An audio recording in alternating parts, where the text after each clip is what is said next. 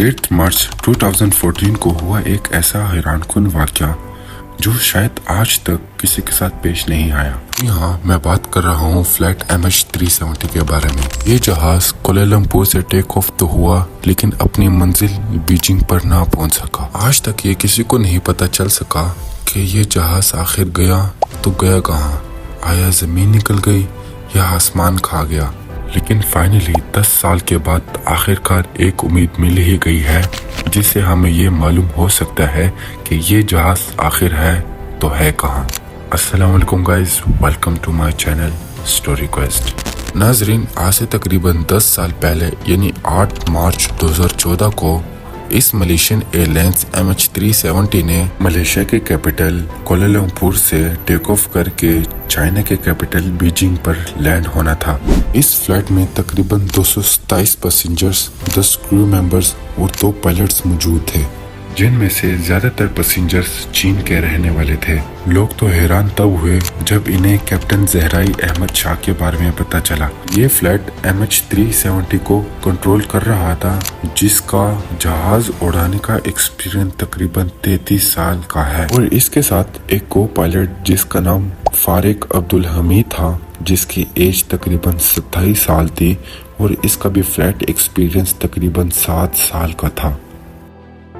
अगर बात की जाए इस जहाज की तो ये जहाज तकरीबन 13 साल पुराना बोइंग 777 जहाज था। इसमें किसी किस्म की कोई खराबी नहीं थी, ना ही मैकेनिकल और ना ही डिजिटल।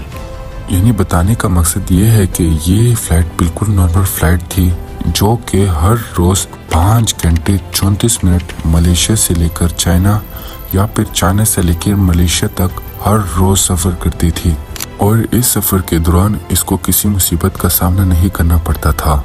लेकिन शायद आज का दिन इस फ्लाइट का आखिरी दिन था।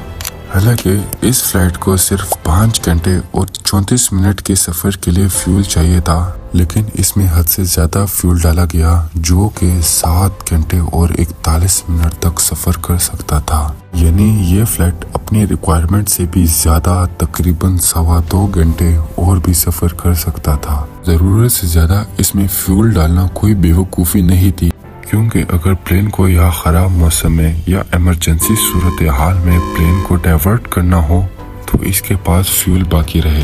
ये दिन था 8 मार्च 2014 के तकरीबन रात के 12:42 पर रूटीन के मुताबिक कोलालमपुर के एयरपोर्ट से टेक ऑफ किया। दोनों पायलट टेक ऑफ से पहले भी एयर ट्रैफिक कंट्रोल से मुकम्मल राब्ते में थे और टेक ऑफ के बाद भी। टेक ऑफ करने के बाद फ्लाइट ने साउथ चाइना सी की तरफ अपना रुख किया।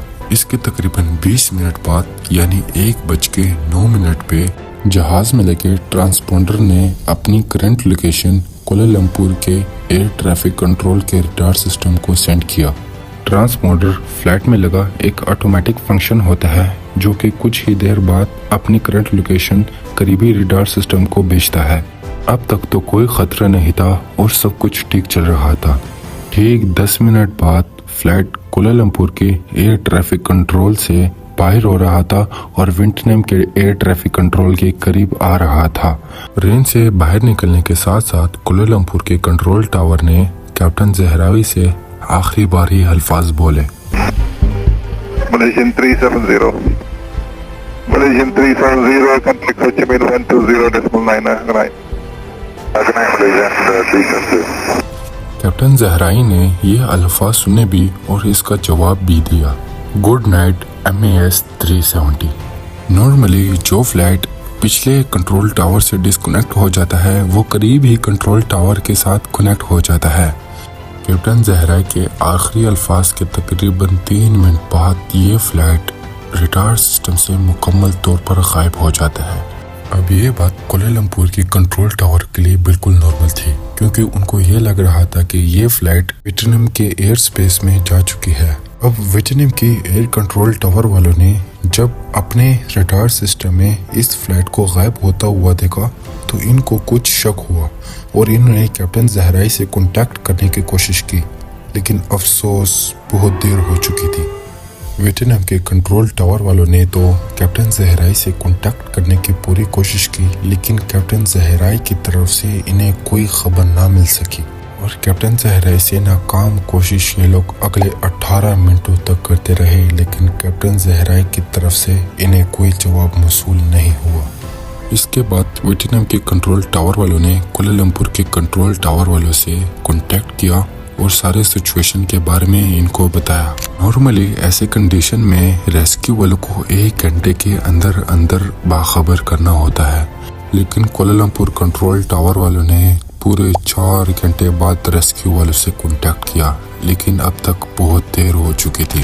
अब सुबह के 6:15 हो चुके थे और यही टाइम फ्लाइट MH370 के बीजिंग में लैंड होने का टाइम था।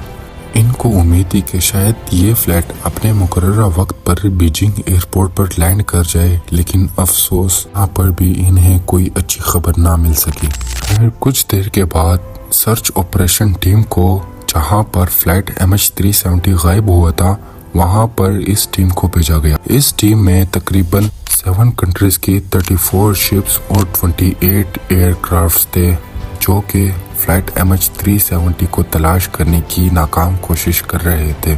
अब ये वो वक्त था जब पूरी दुनिया इस खबर से बाखबर हुई।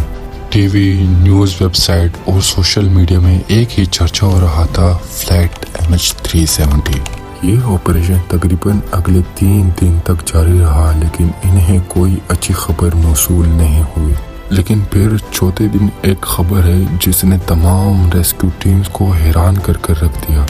8 मार्च को 1:21 पर जब ये फ्लाइट रडार सिस्टम से गायब हुई थी, तो वो सिविलियन रडार से गायब हुई थी, लेकिन मलेशियन मिलिट्री के एक रडार सिस्टम में वो अगले 1 घंटे तक शो हो रहा था। और उसके बाद जो कुछ हुआ वो कुछ यूँ था। सिविलियन रडार से गायब होने के बाद जहाज ने कुछ मिनटों के लिए राइट की तरफ टर्न लिया और फिर यू टर्न करके मलेशिया की तरफ अपना रुख किया।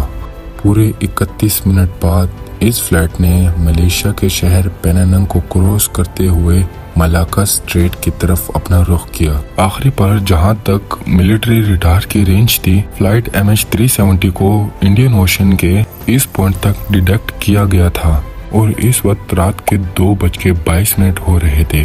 इसके बाद फ्लाइट MH370 ना ही मिलिट्री रडार सिस्टम के अंदर शो हुआ और ना ही किसी सिविलियन रडार सिस्टम के अंदर शो हुआ। सब मुल्कों की अफवाज, अवाम और रेस्क्यू टीम्स इस बात को लेकर परेशान थी कि आखिर जहाज गया तो गया कहाँ। जो रेस्क्यू टीम्स इस फ्लाइट को ढूंढने के लिए गल्फ ऑफ थाईलैंड और साउथ चाइना सी में मौजूद थे, वो अब इंडियन ओशन के इस हिस्से में फ्लाइट MH370 को ढूंढना शुरू किया। लेकिन अफसोस के साथ कहना पड़ रहा है कि रेस्क्यू टीम्स को यहाँ पर भी कोई अच्छी खबर ना मिली।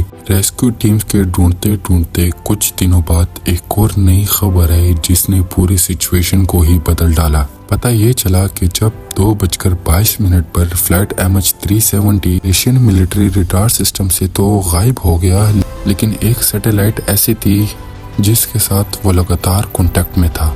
इनमारसैट सैटेलाइट, जो कि फ्लाइट MH370 से तकरीबन 35,000 किलोमीटर की दूरी पर था, इसे कांटेक्ट करने की कोशिश की। खुशकिस्मती से इस सैटेलाइट की वजह से रेस्क्यू टीम्स वालों को ये बात का पता लग गया कि फ्लाइट ने अगला मूव कहाँ किया। जब ये फ्लाइट मलेशियन मिलिट्री के रडार सिस्टम से गायब हुआ तो कुछ ही आगे जाकर इसने एक दोबारा टर्न लिया और फिर पूरे 5 घंटे तक के इंडियन ओशन के ऊपर फ्लाई करता रहा। यानी जो रेस्क्यू टीम्स 2:22 पे गल्फ ऑफ थाईलैंड और साउथ चाइना सी में इसको ढूंढने की कोशिश कर रहे थे, उस वक्त ये फ्लाइट इंडियन ओशन के ऊपर फ्लाई कर रहा था। एक्सपर्ट और इन्वेस्टिगेशन टीम्स का मानना है कि ऑस्ट्रेलिया से तकरीबन 2000 किलोमीटर दूर इंडियन ओशन के इस कर्व्ड हिस्से में आकर फ्लाइट MH370 का सैटेलाइट से कनेक्शन खत्म हो गया। यानी कोलालमपुर से टेक ऑफ करने के बाद इस कर्व्ड हिस्से में आने तक तकरीबन फ्लाइट MH370 को 8 घंटे का समय लगा और जहाज में फ्यूल भी सिर्फ इतना ही था कि ये अगले 8 घंटे तक फ्लाई कर सकता है। तो इस बात के काफी ज्यादा चांसेस है कि ये फ्लाइट इस कर्व्ड हिस्से में आकर फ्यूल खत्म होने की वजह से क्रैश कर गया।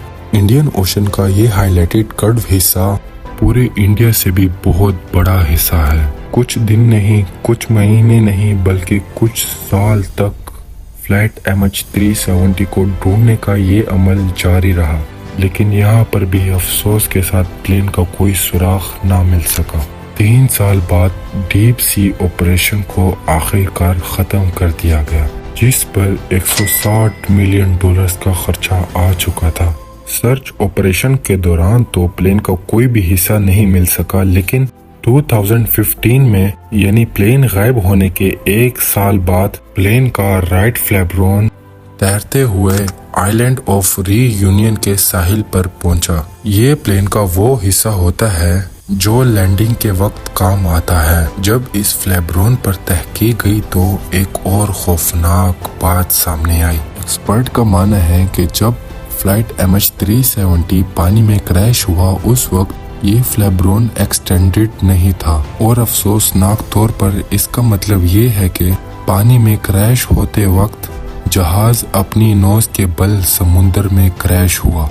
अगले कई सालों के दौरान इसके पुर्जे अफ्रीका के मुख्तलिफ शहरों से मिलते रहे, लेकिन इसमें मौजूद मुसाफिरों का कोई अता पता नहीं मिला। इस वाक़े के तकरीबन 8 साल बाद यानी फरवरी 2022 को एक बार फिर से फ्लाइट मिलने की यकीन दहानी की गई। एक ब्रिटिश रिटायर्ड एरोस्पेस इंजीनियर ने इस बात का दावा किया है कि वीक सिग्नल प्रोपेगेशन एनालिसिस के जरिए उसने इस जहाज की लोकेशन मालूम कर ली है। रिचर्ड गॉडफ्रे जिस लोकेशन के बारे में बता रहा है वो लोकेशन भी इस कर्ट लाइन के आसपास ही कहीं है, और इसका ये मानना है कि ये बताई हुई लोकेशन में सी के अंदर 4000 मीटर नीचे वो प्लेन अब भी वहाँ मौजूद है। ये उतनी ही गहराई है जितनी गहराई में टाइटैनिक शिप अंदर मौजूद है।